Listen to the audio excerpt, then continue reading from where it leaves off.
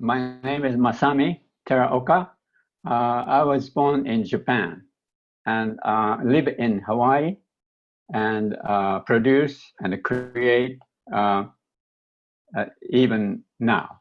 So actually, my professional career started 1966, and I'm still, actively creating new works. And also, this time, I'm sort of incorporating uh, my composition with upcoming show. This is totally, I've never done this before. But anyway, time wise, of course, I was thinking I have a whole day to get ready for this meeting. Um, I mean, I'm glad I'm up here already awake. And otherwise, I was thinking, okay, well, 6:30 in Hawaiian time in the evening. So I have, you know, about 10 hours or something, or something. Anyway, the current culture uh, seems to be moving along as fast as it wishes to do. But I have also limit. I'm 84, so my time is not really unlimited. I mean, I can see the last goal. I mean, just last sort of stretch of my life, but uh, I actually wants to reflect what's going on in the global level, and also in the community how I live. I mean, right now, I started to actually growing vegetables, and that's part of today's culture. No one even thought growing vegetable in our yard or apartment. So I think the idea that I want to express is from, well, since 1966, I have been working with social and cultural issues, and I chose to express myself in figurative painting. And during the 60s, um, figurative painting was not really any sort of fashion, and most of the conceptual aspect was Duchamp's conceptual art, and also minimal art, and then art and technology, culture, and then art were the one that I grew up with. And then the reason that I decided to go for one direction that I visualized was this. Since, in order to say something very decently, and I really should have tools, aesthetic tools, such as, drawing, and painting, oil, and whatever the materials I can uh, uh, have access to do. And I went to Otis Art Institute 1964 through 1968. And then this is the time that everyone in this society were getting into or getting back to their cultural roots. And since I'm from Japan, I figured how I should talk about my being as an artist. And then I moved to United States 1961. And then reflecting the culture was like this. Okay, you could be Japanese, you could be any um, ethnic, cultural person. And that was a sort of realization. And then after 1961,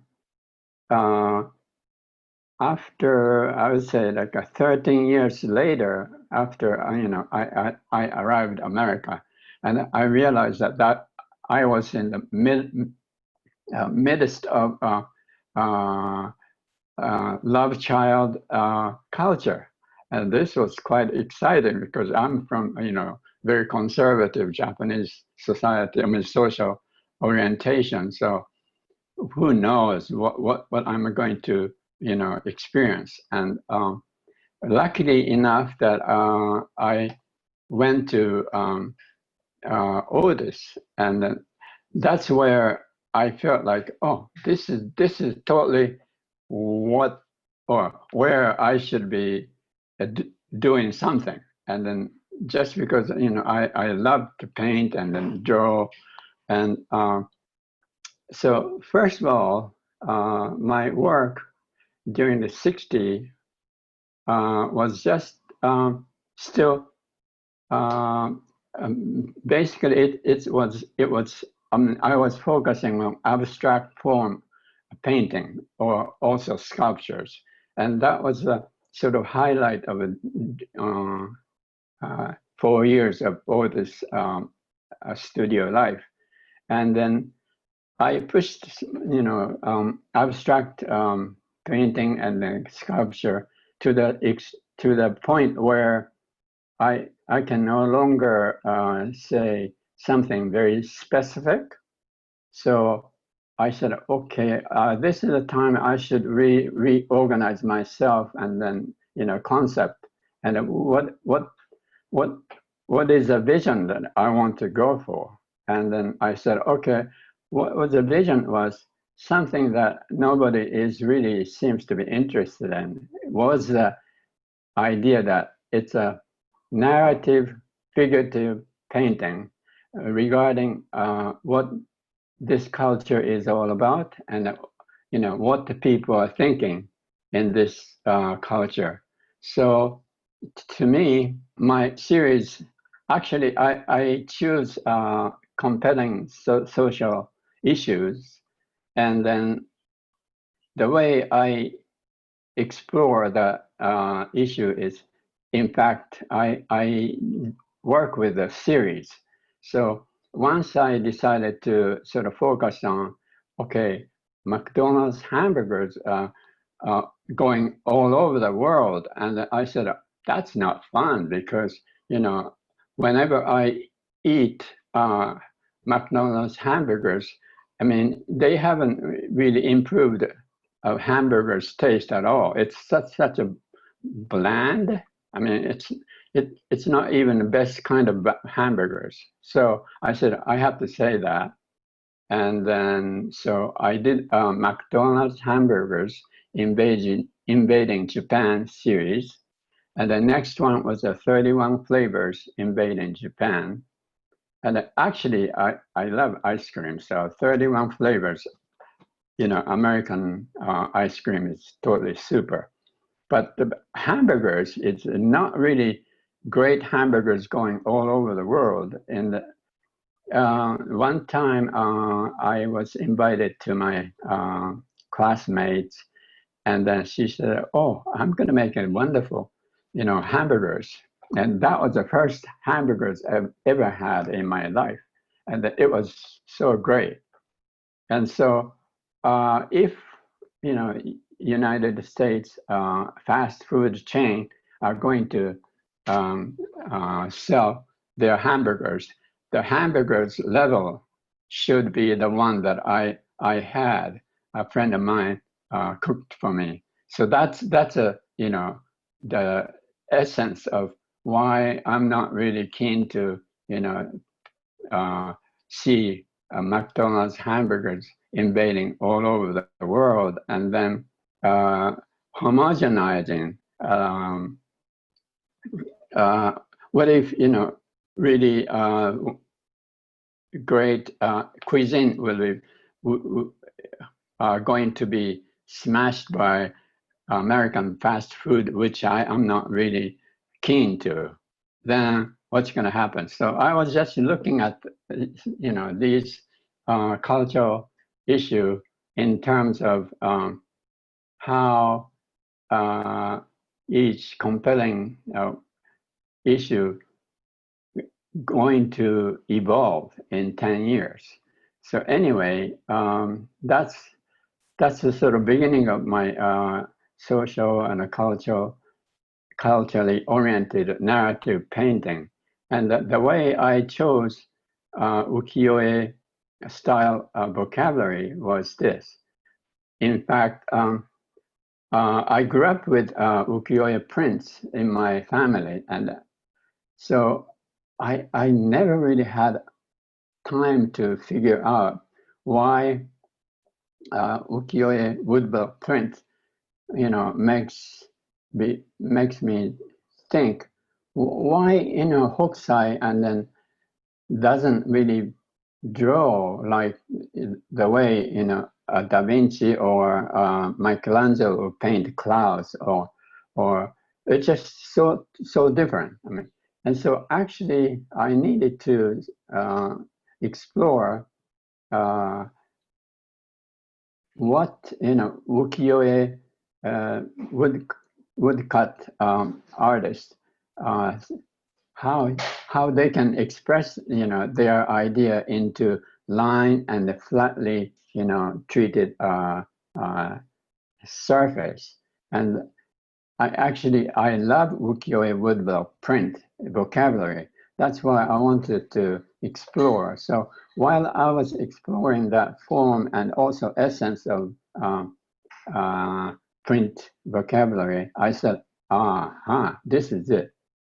Okay, woodblock print and the drawings are, in fact, it's not realistic copy of what you are seeing or expressing what you think you are depicting, and woodblock print drawing has so much of simplified and abstract form of essence of figures or essence of waves and the clouds, and all this relate to actually freedom for creativity. So you don't have to stick with what you are looking at, in front of you. Okay, if you're drawing a dog, and then, okay, I know dogs sort of in general terms how dogs would look like, and then from that point, artists can have freedom. All right, I don't have to stick with what I'm looking at, the dog. I mean, I can depict it, but overall I'm abstracting. So as soon as you move into abstract aesthetic form, then you actually freeing yourself. So from there, you can totally feel free. You don't have to depict like everything like Michelangelo or other Western fantastic Renaissance artists had painted. That's the way Italian painters or Western painters depict what they want to do is all rendered and pretty much stick with what they can see. So woodblock print's strength is that it gives you, or it gives me, freedom in terms of any way you can draw. You can exaggerate, and then let me see. And also, you can also evolve or develop your own vocabulary. And I think one reason that woodblock prints appeal to me is that I grew up with it, and I never understand why woodblock print really fascinates me. I never understood it. So I had to say, I would say like early 70s, I said, okay, I'm going to focus on woodblock print and then express my cultural background and then see how much I can push. So I started from that, initial vision, and then made so many series. Series like smog, LA smog series, and then water pollution series, and Santa Monica, and at that point, at one point, I think, if I'm not mistaken, about 6 lifeguards in Santa Monica got cancer, if I'm not mistaken. So I said, I gotta do something about ocean pollution. So I did ocean cleanup series, and then also around that time, like the end of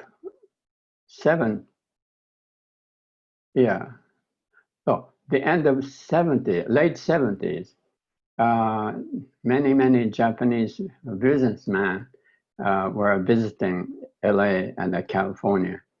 And then if I were a Japanese businessman, I would buy labia carpet and then bring it back to Japan and then open a Disneyland type of entertaining, playground or just like a copy of Disneyland. So that was, I don't think any businessman could do that, but that was my vision. That said, okay, you can bring labia carpets to Japan and then open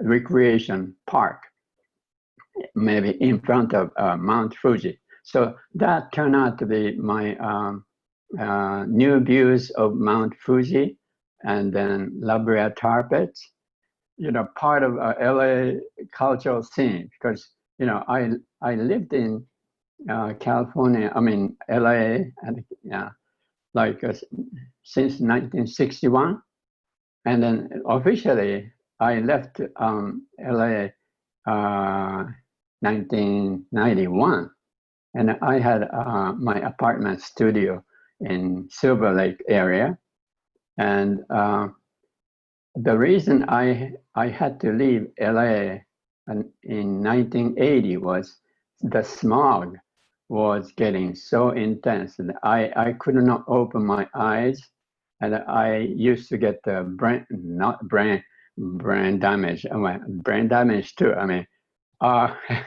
Okay, smog really got me a headache every day, just because my apartment was on the hill, and I can see green air was coming from Santa Monica in the morning and toward the inland, and then in the late afternoon, that green air, smog belt, moves back to Santa Monica. So I can see every day that smog is moving from inland to ocean side to and then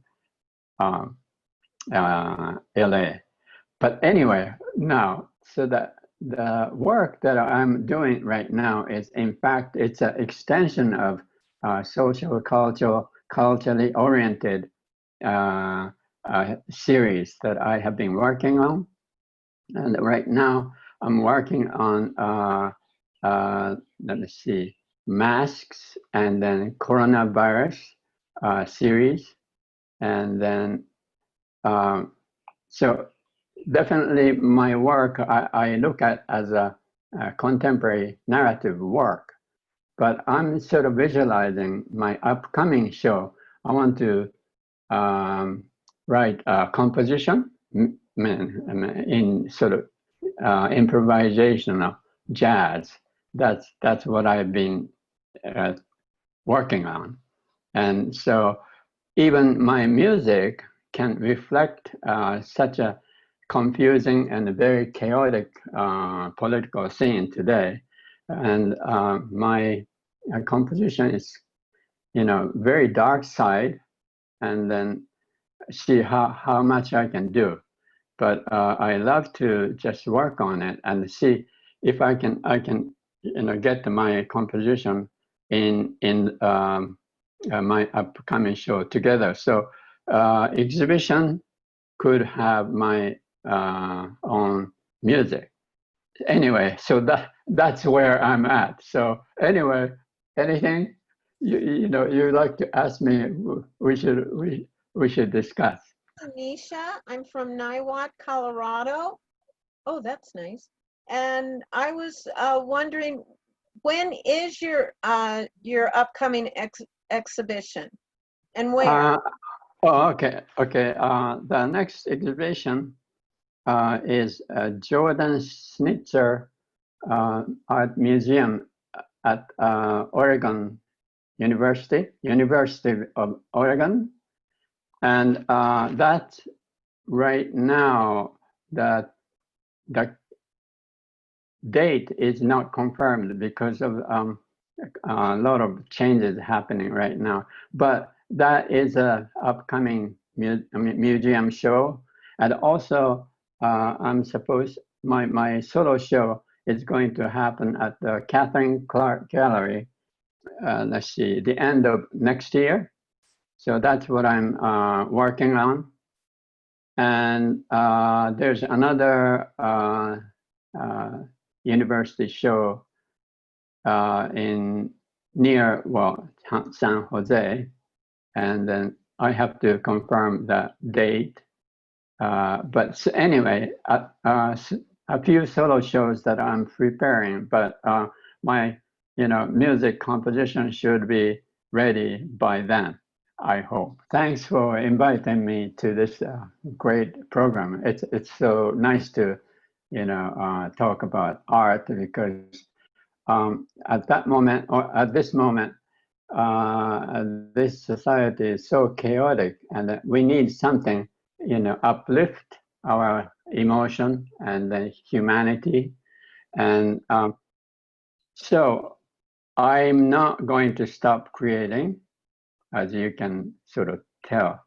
I'm still hoping that I can make it to 101, where my mother actually passed away when she was 101. So I have about 20 years to go.